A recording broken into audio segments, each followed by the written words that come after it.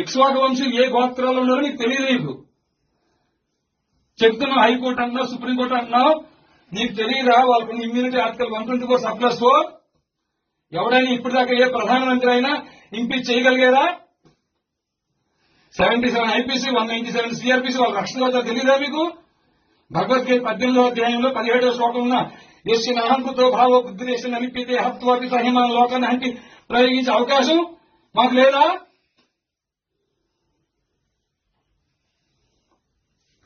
ఏమీ తెలియదండి. అయ్యా, పండితులు వ్యాసం వేసుకుని తెలియని నటవిట శూద్రుల వనితలు స్వవచమౌటకు ఉపదేశించి సంతసిల్లి స్వరలయం బులెరుంగకని శిలత్ములై సుభక్తులకు సమానమని దురుకుగల నన్నే దొరకుడు బ్రోచురా.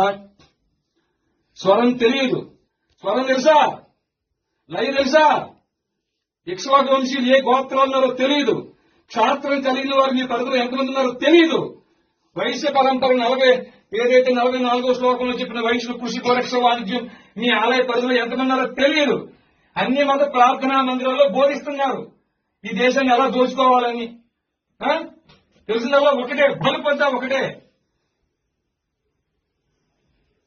బలుపు అహంకారం ఒకటే. ఏం మీ స్వామి ఎప్పుడు బదులు పనులు పెట్టుకొచ్చి మీ మాటలు ఉండడం ఉన్నారు? ఈ అర్చక పురోహితులు మీ పనిది. మీ ఆలయ పరిధిలో క్షాత్రం కలిగిన వారు ఏ గోత్రాల్లో ఉన్నా, వైశ్య పరంపర వారు ఏ గోత్రాల్లో ఉన్నా ధర్మస్థాపన కోసం కలిలో రామరాజ్యం ఏర్పాటు అయింది. భగవద్గీత 4వ అధ్యాయం 7-8 శ్లోకాల ప్రకారంగా. అయ్యా, వీళ్ళు అనుకుంటున్నారు ఏంటి? ఆయన నా వల్ల ఎక్కలేదు నాన్న, నేను ఎగ్జామ్ లో ఫెయిల్ అయినాను, అన్నావు కదా. చెప్పింది వింటూ నేర్చుకో. ఇలా చూడు, అవకాశం ఇస్తున్నా, ఉగాది వరకు సమయం ఇస్తున్నా నీకు. రామరాజ్ ఉన్నంత పక్కన పెట్టు, రామరాజ్య స్థాపన కోసం పనిచేయి.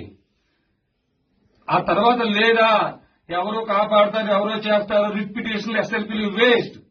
క్యూరేటివ్స్ దాకా ఉన్నాయి, వాళ్లే దొంగలు.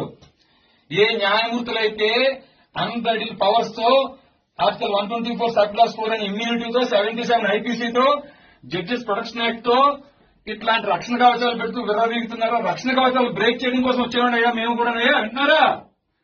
మేము వచ్చిందే న్యాయ వ్యవస్థ తోలు తీయడం కోసం. వాళ్ళ దగ్గరికి వెళ్ళి భిక్ష పడుకుంటావు నువ్వు, వెళ్ళి వాళ్ళ దగ్గరికి వెళ్ళి రిక్వెస్ట్లు వేసి వాళ్ళు కొట్టేస్తే ఇంపీచ్మెంట్ చేసే అవకాశం నీకు ఆర్టికల్ 124 సబ్-4 ఇచ్చిందా? ఇచ్చిందా మీకు? కలిగి బంధించడం కోసం వచ్చామని ఆయన మేము వచ్చింది. అయ్యా, మీరు రావడానికి అందం మాకు లేకపోవచ్చు నాయన, కానీ మమ్మల్ని పంపించిన వాడు హరిగుణ మణిమయేశ్వరములు గలమున శోభిల్లు భక్త కోడులిలలో. హరిగుణ శ్రీనిల గోత్ర క్షాత్రం గుండెల్లో ఉంటానంటే కాళ్ళ దగ్గర పెట్టిన దుర్మార్గుడు నేను. ఏ మాత్రం జాలి దయ లేని వాడిని. ఎందుకు వచ్చానంటే ఆ ముక్కంటి పిలిచిన పిలుపుకి వచ్చాను నేను. వీళ్ళలో ఒక్కరు కూడా వారి అన్నం కోసం కుటుంబం కోసం రాలే, ధర్మం కోసం ప్రాణం ఇవ్వడం కోసం వచ్చారు. ఆ తల్లి ఇంట్లో చెప్పి వస్తా నేను తిరిగి రాకపోతే మీరు నా కోసం బెంగ పెట్టుకోవద్దు అని చెప్పొచ్చారు. ఇక్కడ దొంగలు ఎవరు తెలుసా నాయన? దొంగలు ఎవరు? మర్డర్లు మానభంగాలు చేసేవాళ్ళు కాదు. వాళ్ళని శిక్షించాల్సిన న్యాయమూర్తుల పనిచేయటం మానేశారు తండ్రి. వింటున్నారా? ఈ న్యాయమూర్తుల మీద 197 సిఆర్పీసీ ప్రయోగించాల్సిన కేంద్ర రాష్ట్ర ప్రభుత్వం ఈ పని మానేసింది.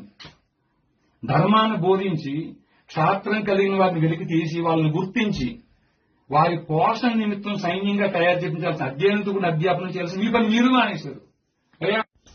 అయినప్పటికీ మా ఇక్ష్వాకు వంశీయుల సాంప్రదాయాన్ని అనుసరించి ఒక్క అవకాశం మీకు ఇస్తున్నాం.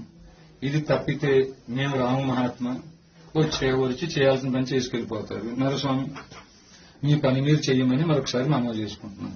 అయ్యా, పెద్దలు ఎవరన్నా మాట్లాడేదేముందా స్వామి? మహాత్మా పురుషోత్తములారా, అయ్యా, మంచిగా చేసుకోండి. సైనికుడిని ఇవ్వండి. అర్థమైందయ్యా? సైనికుడిని మాత్రం ఇవ్వండి. ఎందుకు ఇప్పుడు బయట మసీదులో ఏం చేస్తున్నారు మీకు తెలియదేముంది? మసీదులో ఏం చేస్తున్నారా లేదా? ఆవులను కాపాడితే నన్ను 4 రోజులు జైల్లో పెట్టారు.